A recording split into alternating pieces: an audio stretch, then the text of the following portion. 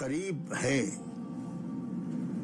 کہ یہ لوگ اس سرزمین سے، اس ملک سے ہی آپ کو نکالنے کی کوشش کریں، آپ کے قلم اکھاڑ دیں.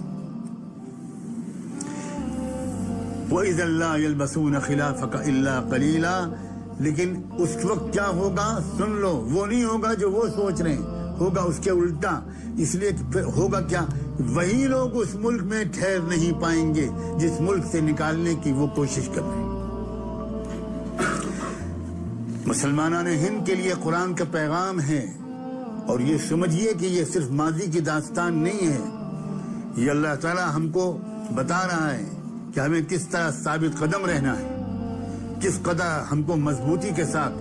ہمیں کسی سے لڑائی جھگڑا نہیں کرنا، بالکل نہیں. ہمیں کسی سے دشمنی نہیں کرنی، ہمیں قطعاً کسی کی جان نہیں لینی، ہمیں ملک کے امن کو درہم برہم نہیں کرنا، ہمیں جائز قوانین کی مخالفت ہرگز نہیں کرنی.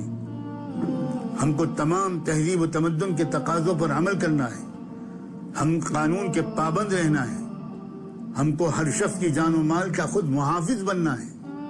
دشمن بننا تو بہت دور کی بات ہے. کسی طرح کی دہشت گردی، کسی طرح کا آتنکواد یہ نہیں ہے رسپانس. ہم کو غصے میں نہیں آنا، ہم کو مایوس بھی نہیں ہونا، ہمیں گھبرا بھی نہیں جانا، ہمیں ڈر میں بھی مبتلا نہیں ہونا، بلکہ ہم کو مضبوطی کے ساتھ دین و شریعت پر جمنا ہے. اسی لیے میں نے آج رمضان کے اس آخری جمعے میں مسلم پرسنل لا بورڈ کی نمائندگی کرتے ہوئے یہ پیغام آپ تک پہنچانا اپنا فرض سمجھا. قرآن مجید کا پیغام ہے یہ کسی بورڈ کا کونسل کا پیغام نہیں ہے، یہ کسی ایک دو علماء کا پیغام نہیں ہے، یہ قرآن کا پیغام، یہ اللہ کا پیغام ہے.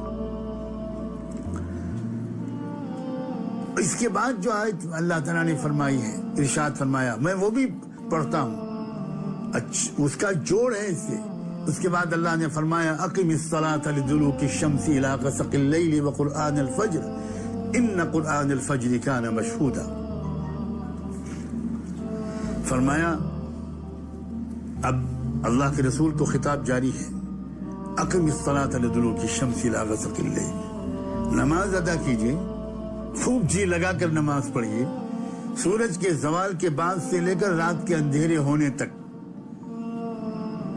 4 نمازیں آ گئی اس میں، ظہر، عصر، مغرب، عشاء. اور فرمایا وقرآن الفجر، اور صبح کی نماز. قرآن الفجر کے مراد لوگوں نے صلاۃ الفجر لیا ہے. ان قرآن الفجر کان مشہودا، بے شک صبح کی نماز تو حضوری کا وقت ہے. خصوصیت سے الگ ذکر کیا اس کا. وَمِنَ اللَّيْلِ فَتَهَجَّدْ بِهِ نَافِلَةً لَكَ، اور رات کے کچھ حصے میں بھی آپ تہجد پڑھ لیا کریں، رات کے کچھ حصے میں بھی آپ تہجد پڑھ لیا کریں. نَافِلَةً لَكَ، آپ کے حق میں یہ زائد چیز ہے. عَسَىٰ أَن يَبْعَثَكَ رَبُّكَ مَقَامًا مَحْمُودًا، عجب کیا ہے کہ آپ کا پروردگار آپ کو مقام محمود میں جگہ عنایت فرما دے. وَقُلْ رَبِّ أَدْخِلْنِي مُدْخَلَ صِدْقٍ وَأَخْرِجْنِي مُخْرَجَ صِدْقٍ وَاجْعَلْ لِي مِن لَّدُنكَ سُلْطَانًا نَصِيرًا. اور آپ یہ کہتے رہیے، یہ دعا مانگتے رہیے کہ اے میرے رب مجھ کو پہنچا دیجئے پہنچانے کے وقت خوبی کے ساتھ. وَأَخْرِجْنِي مُخْرَجَ صِدْقٍ، اور مجھے نکالتے وقت خوبی کے ساتھ نکال لینا. کیا اشارات ہیں، آپ کو پتہ ہے اشارہ کر دیا گیا. ایک وقت آئے گا کہ آپ کو مکے سے مدینے جانا ہوگا، تو اللہ تعالیٰ سے دعا مانگنا ابھی سے شروع کر دو. میرا نکلنا بھی آسان کر دیجئے، میرا وہاں پہنچنا بھی آسان کر دیجئے. وَاجْعَلْ لِي مِن لَّدُنكَ سُلْطَانًا نَصِيرًا، اور مجھے اپنے پاس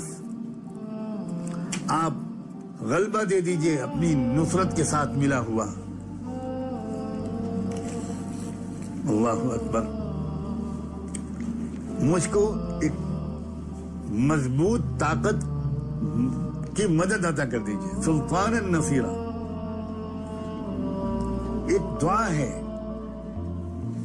کہ اللہ اب یہ محکومی اور یہ بے بسی کے دور ختم کر کے اب ذرا طاقت اور حکومت اور اقتدار بھی عطا کر دیجئے، تاکہ میں کھل کر اللہ آپ کی عبادت بھی کر سکوں، دعوت بھی دے سکوں۔ وَقُلْ جَاءَ الْحَقُّ وَزَهَقَ الْبَاطِلُ إِنَّ الْبَاطِلَ كَانَ زَهُوقًا، اور یہ کہہ دیجئے کہ آ گیا سچ اور نکل بھاگا جھوٹ، بے شک جھوٹ جو ہے وہ نکل بھاگنے والا ہی ہے، بے شک مٹ جانے والا ہے وہ باطل۔ وَنُنَزِّلُ مِنَ الْقُرْآنِ مَا هُوَ شِفَاءٌ وَرَحْمَةٌ لِّلْمُؤْمِنِينَ، اور ہم قرآن سے ایسی چیزیں نازل کرتے ہیں جو ایمان والوں کے حق میں شفا ہے، دل کے سکون کا سامان ہے اور رحمت ہے۔ وَلَا يَزِيدُ الظَّالِمِينَ إِلَّا خَسَارًا، اور ظالموں کا اس سے بس نقصان ہی بڑھتا ہے۔ دباؤ کے سلسلے میں اللہ تعالیٰ نے ایک طرف تو مضبوطی کے ساتھ حق پر جمنے کی تاکید فرمائی، سختی کے ساتھ اس بات پر تنبیہ کی کہ دباؤ قبول مت کرنا، جھکنا مت، ڈرنا مت، اور ساتھ میں ایک اور بات فرمائی، وہ یہ کہ نماز خوب جی لگا کر پڑھو۔ یہ دونوں کا ربط ہے، یہ دونوں کا تعلق ہے، کیونکہ دیکھیے یہ دونوں الگ الگ نہیں ہے جیسا اس زمانے میں سمجھا جا رہا ہے۔ نماز کا اہتمام کرنے والے اکثر وہ لوگ ہیں اس زمانے میں کہ حالات کے مقابلے کے سلسلے میں نماز سے جو تقویت پہنچتی ہے شاید ان کو بھی اس کا پورا احساس نہیں، اور جو لوگ حالات کا مقابلہ کرنے کی کوشش کر رہے ہیں ان کو بھی شاید اس کا احساس نہیں ہے کہ اچھی سے اچھی نماز پڑھنے سے مقابلے میں ان کو کتنی مدد ملے گی۔ اب تو یہ حالت ہے کہ مقابلہ کرنے والے نماز کی طرف توجہ کرتے ہوئے کم نظر آتے ہیں۔ خدا کرے میری یہ بات غلط ہو، مجھ سے زیادہ خوش دنیا میں کوئی نہیں ہوگا یہ بات ثابت ہو جانے پر کہ میری یہ بات بالکل غلط ہے، لیکن مشاہدہ تو شاید یہی کہتا ہے۔ دیکھیے جب انسان اچھی نماز پڑھتا ہے، اچھے رکوع، اچھے سجدے، اچھی دعائیں، اور اللہ تعالیٰ سے بار بار رجوع کرتا ہے تو اس کے اندر ایک نفسیاتی طور پر ایک قوت پیدا ہوتی ہے، ایک طمأنینت، ایک سکینت، ایک اطمینان کی کیفیت، ایک مضبوطی آتی ہے اس کے اندر اندرونی کیفیت میں۔ ایسا انسان پھر دباؤ کو بڑی آسانی کے ساتھ ریزسٹ کرتا ہے کیونکہ اس کی نفسیاتی کیفیت مضبوط ہے۔ کیونکہ یاد رکھیے یہ جنگیں اصل میں جیتی جاتی ہیں نفسیاتی کیفیت سے اور ہاری بھی جاتی ہیں نفسیاتی کیفیت سے۔ اگر ہماری قلبی اور نفسیاتی کیفیت مضبوط ہے، ہماری قوت ارادی مضبوط ہے، تو سخت سے سخت دباؤ کو بھی ہم جھیل لیں گے، اور اگر اندر ایمان کمزور ہے، قلبی اور نفسیاتی کیفیت کمزور ہے، تو پھر ہم بہانے تلاشیں گے۔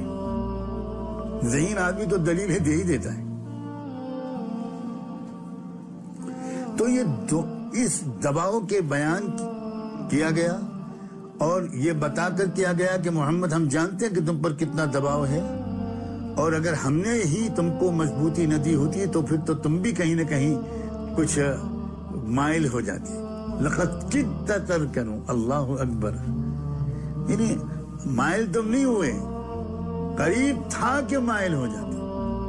الفاظ دیکھیے قرآن نے کیا استعمال کیا۔ تو ہم نے تم کو مضبوطی عطا کی، اب وہ مضبوطی عطا کرنے کی جو ترکیب ہے وہ بھی اللہ تعالیٰ کھول کر بیان فرما رہے ہیں۔ اور یہ یہی نہیں ہے، سورہ ہود کی جو آیت ہے جس میں فرمایا وَلَا تَرْكَنُوا إِلَى الَّذِينَ ظَلَمُوا فَتَمَسَّكُمُ النَّارُ، وہاں بھی یہی کہا گیا کہ دیکھو ظلم کرنے والوں کی طرف جھک مت جانا، اگر جھکو گے تو سزا ملے گی تم کو آگ کی۔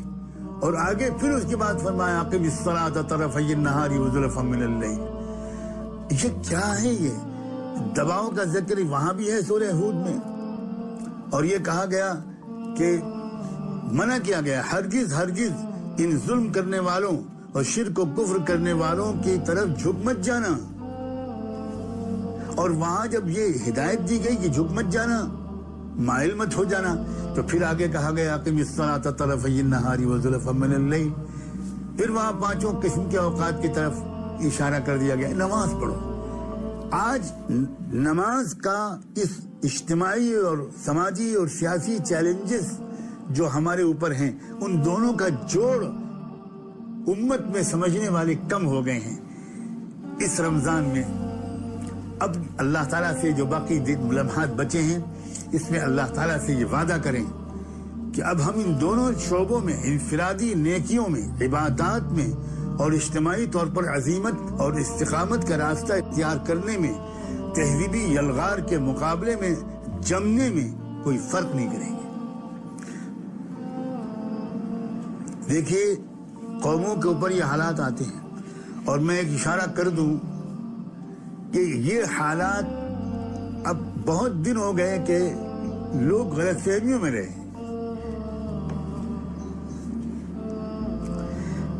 جو معرکے کی اصلی نوعیت ہے وہ ہمارے سامنے نہیں ہے۔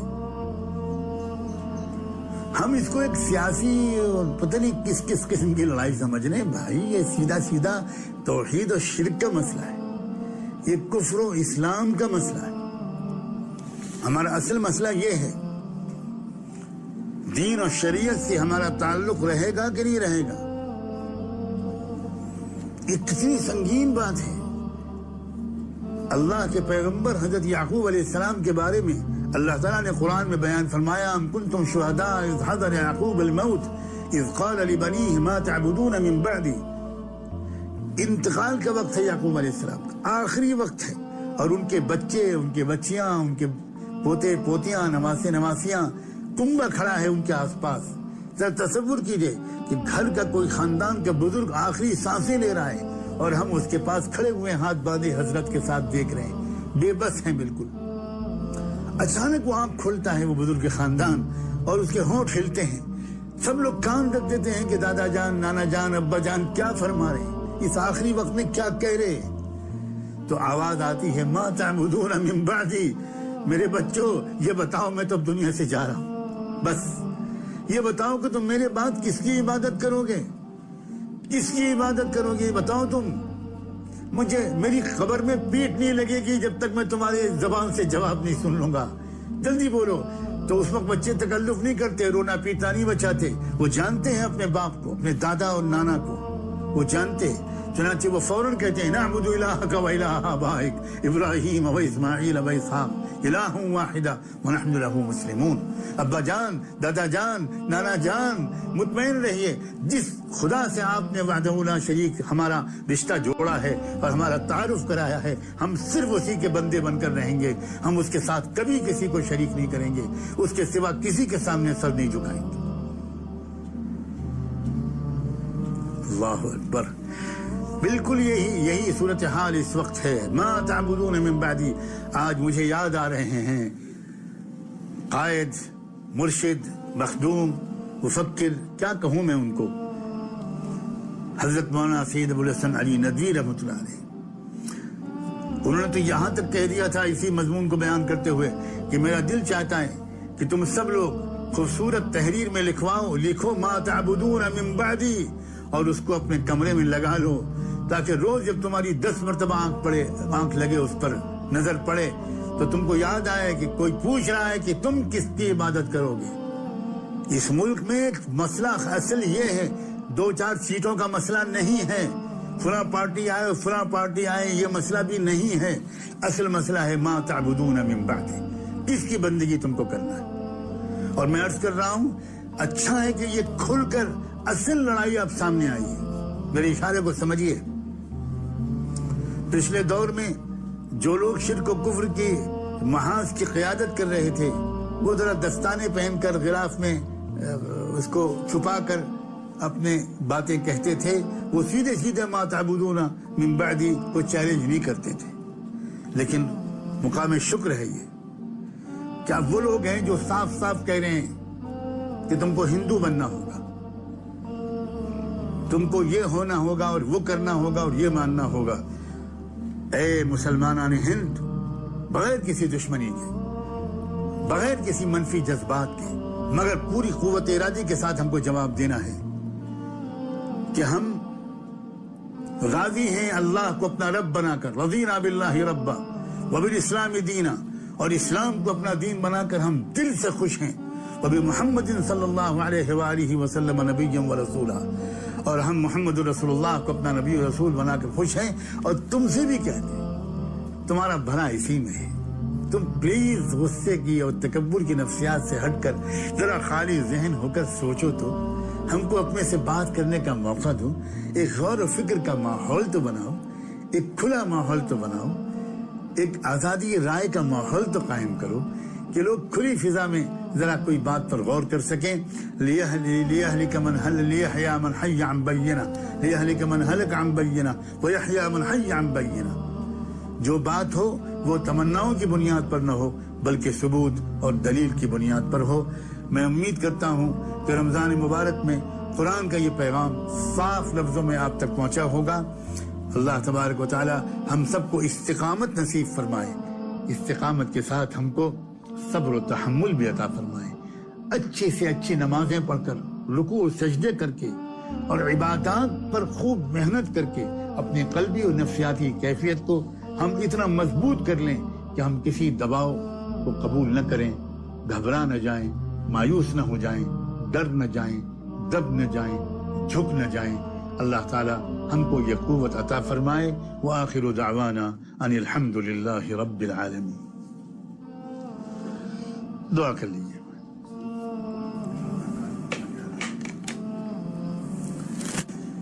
سبحان اللہ وبحمدہ سبحانک اللہم وبحمدک نشہد ان لا الہ الا انت نستغفرک ونتوب الیک. اللهم صل على سيدنا محمد وعلى آل سيدنا محمد وبارك وسلم. ربنا ظلمنا أنفسنا وإن لم تغفر لنا وترحمنا لنكونن من الخاسرين لنكونن من الخاسرين فلا تجعلنا من الخاسرين. ربنا اغفر لنا ولإخواننا الذين سبقونا بالإيمان ولا تجعل في قلوبنا غلا للذين آمنوا ربنا إنك رؤوف رحيم ربنا إنك رؤوف رحيم ربنا إنك رؤوف رحيم. رب اغفر وارحم وأنت خير الراحمين رب اغفر وارحم وأنت خير الراحمين. اللهم آت نفوسنا تقواها وزكها أنت خير من زكاها أنت وليها ومولاها.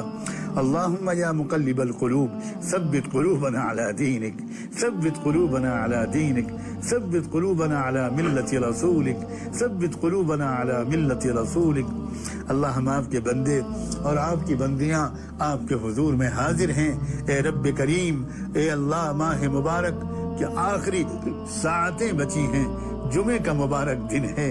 اے اللہ, جمعہ عام دنوں کا ہو تو بھی برکت لے کر آتا ہے. یہ تو رمضان کا جمعہ ہے. نہیں معلوم آئندہ رمضان ہم کو ملنے والا ہے یا نہیں. اللہ نہیں معلوم رمضان کا کوئی جمعہ ملے گا کہ نہیں ملے گا.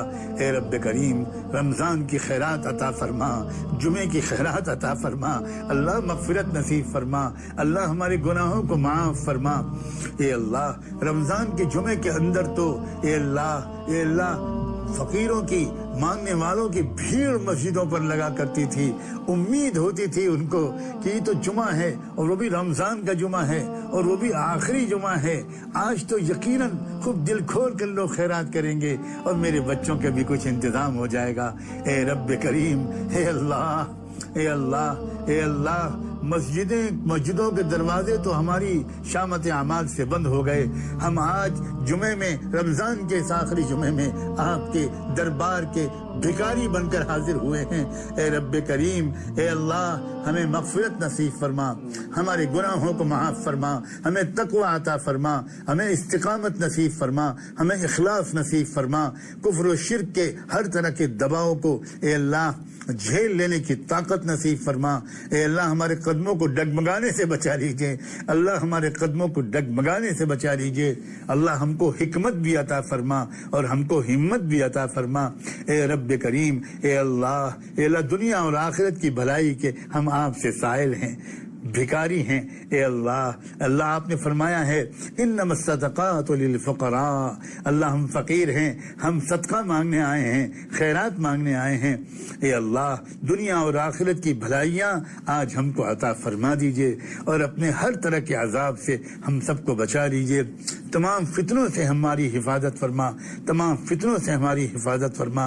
اے رب کریم, اے اللہ, ہمارے ملک کے مشرقی حصے میں اور پڑوس کے علاقے میں بھی اے رب کریم بھیانک قسم کے طوفان آئے ہوئے ہیں۔ اے رب کریم نہ جانے کتنے لاکھ بندے و بندیاں اس سے متاثر ہوں گے۔ اے رب کریم عافیت فرما کا فیصلہ فرما، اللہ سب کو عافیت نصیب فرما۔ اللہ اپنی امان میں لے لیجئے، اپنی حفاظت میں لے لیجئے، اے اللہ اپنی پناہ میں لے لیجئے، اے اللہ اپنی پناہ میں لے لیجئے۔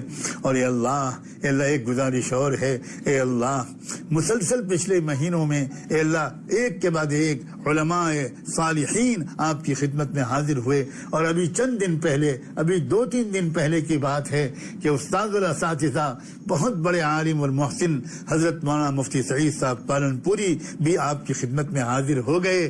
اے رب کریم اے اللہ ان کے درجے بلند فرما، قرب کا اعلیٰ مقام عطا فرما، زندگی بھر قال اللہ اور قال الرسول میں گزری۔